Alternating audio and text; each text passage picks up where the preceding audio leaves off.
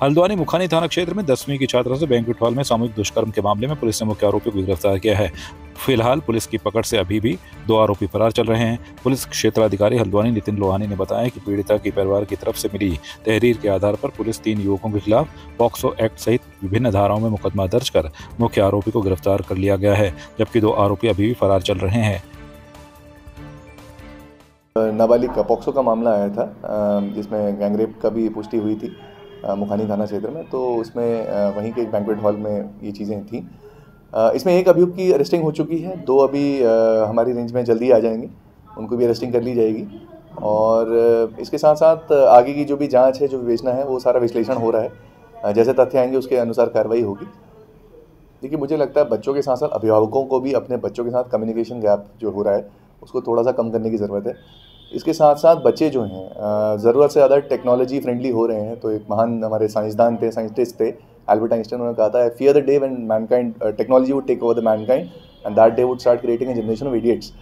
तो कहीं ना कहीं हम लोग बहुत ज़्यादा अपने रिश्तों में भी रिश्ते ढूंढते हैं हम सोशल मीडिया पे। रियल लाइफ में हम रिश्ते ढूंढना छोड़ चुके हैं। तो कहीं ना कहीं हमें अपने अंदर इंट्रोस्पेक्ट करने की ज़रूरत है कि हम असली रिश्तों की तरफ जा रहे हैं या नहीं। और इस तरीके के जो भी थोड़े बहुत इन्फैचुएशन या बॉन्ड्स होते हैं, उस एनर्जी को सही जगह पे लगाया जाए, उसमें बच्चों के साथ, क्योंकि बच्चा मासूम है, अभिभावकों की बहुत बड़ी जिम्मेदारी है, वो भी अपनी जिम्मेदारी को समझें, बच्चों के साथ संवाद को बढ़ाएं। उत्तराखंड विद्यालय शिक्षा परिषद की ओर से घोषित हाई स्कूल और इंटरमीडिएट परीक्षा परिणामों में हल्द्वानी के होनहार छात्र जतिन जोशी ने राज्य भर में टॉप कर क्षेत्र का नाम रोशन किया है। जतिन ने हरगोविंद सुयाल इंटर कॉलेज कुसुमखेड़ा से हाई स्कूल परीक्षा में भाग लिया और 99.20% अंक हासिल कर उत्तराखंड टॉप किया।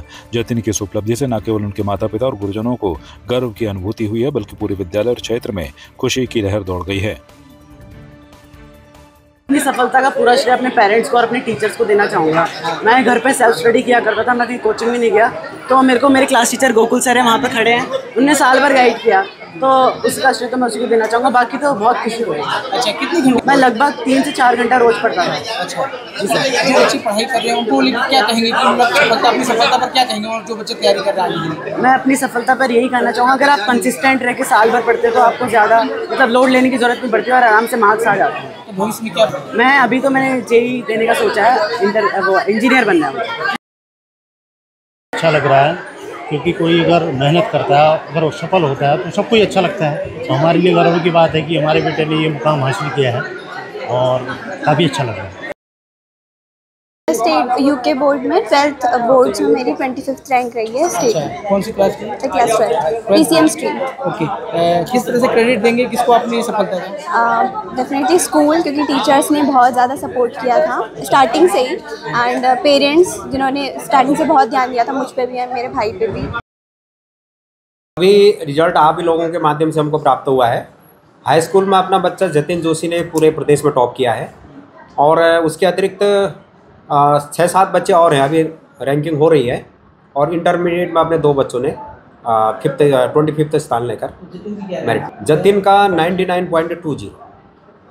ये बड़ी उपलब्धि है बच्चों के लिए भी, हमारे लिए भी, क्योंकि जिस प्रकार से हमने पूरे वर्ष भर एक प्लानिंग के साथ, मेहनत के साथ ये मेरिट में बच्चे कैसे आएंगे करके प्रयास किया था, उसका परिणाम आज है। गत वर्ष हम इंटरमीडिएट में टॉपर थे, स्टेट टॉपर, और इस बार मैंने अपने स्टाफ को चैलेंज किया था कि हम हाई स्कूल में टॉप नहीं कर पाए कई वर्षों से, इस बार हाई स्कूल में टॉप करना, और इस चैलेंज को स्वीकार करके हमारे पूरे स्टाफ ने और बच्चों ने और पूरे प्रदेश में इस प्रकार से पहला स्थान प्राप्त किया है। अत्यधिक हर्ष हो रहा है, अत्यधिक खुशी हो रही है। मसूरी में पर्यटक सीजन को ध्यान में रखते हुए कैबिनेट मंत्री गणेश जोशी ने पर्यटक सीजन को देखते हुए पार्किंग और यातायात संबंधी समस्याओं के समाधान के लिए जिला प्रशासन, नगरपालिका, होटल एसोसिएशन, व्यापार मंडल और होम स्टे के पदाधिकारियों के साथ बैठक की। कैबिनेट मंत्री ने अधिकारियों को सख्त निर्देश दिए कि मसूरी आने वाले पर्यटकों को बेहतर सुविधाएं उपलब्ध कराई जाएं और पार्किंग की समस्या से निजात दिलाई जाए, वहीं पर्यटकों को किसी प्रकार की दिक्कत न हो। मंत्री गणेश जोशी ने माल रोड को वाहनों को लेकर फ्री जोन घोषित करने के भी सख्त निर्देश दिए। उन्होंने पुलिस को निर्देशित किया कि मसूरी में मॉल रोड पर सभी प्रकार के कमर्शियल वाहनों और रेंटल स्कूटी के प्रवेश पर प्रतिबंध लगाया जाए। उत्तराखंड का ही नहीं, देश का एक प्रमुख पर्यटक स्थल है, क्योंकि टूरिस्ट सीजन शुरू होने वाला है और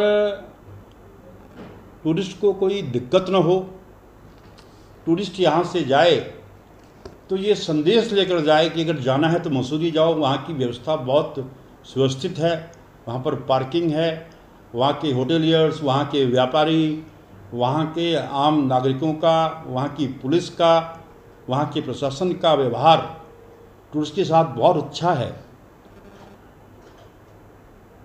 इन सारी व्यवस्थाओं को लेकर आज एक बैठक हमने यहाँ पर की, जिसमें मसूरी की चेयरमैन मीरा जी, हमारे district magistrate, SSP, SP, EO Nagar Palika, SDM, सारे संबंधित अधिकारी और होटल एसोसिएशन और व्यापार मंडल से अन्य जो प्रभावित लोग थे वहाँ पर उपस्थित थे और बैठकर एक हल निकाला गया, क्योंकि वहाँ पर सबसे बड़ी दिक्कत पार्किंग की है।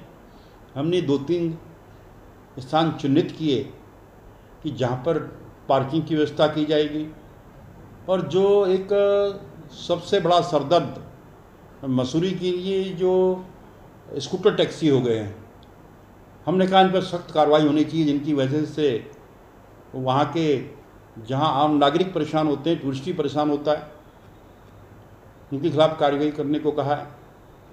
पर दूसरा, जो लोडिंग व्हीकल्स हैं, जो सामान उतारने का काम करते हैं, उनके लिए भी एक समय सीमा निर्धारित की है और हमने कहा है कि माल रोड को बिल्कुल ट्रैफिक फ्री जोन होना चाहिए ताकि पैदल यात्री वहाँ पर घूम सके। इन सब बिंदुओं पर चर्चा हुई है और निश्चित इसको में लाते हुए हम मसूरी को सुव्यवस्थित करेंगे और जो टूरिस्ट यहाँ पर आएगा एक इम्प्रेशन लेकर जाएगा कि मसूरी एक सुंदर शहर है, अच्छा शहर है। इसके लिए बैठक यहाँ पर की गई है।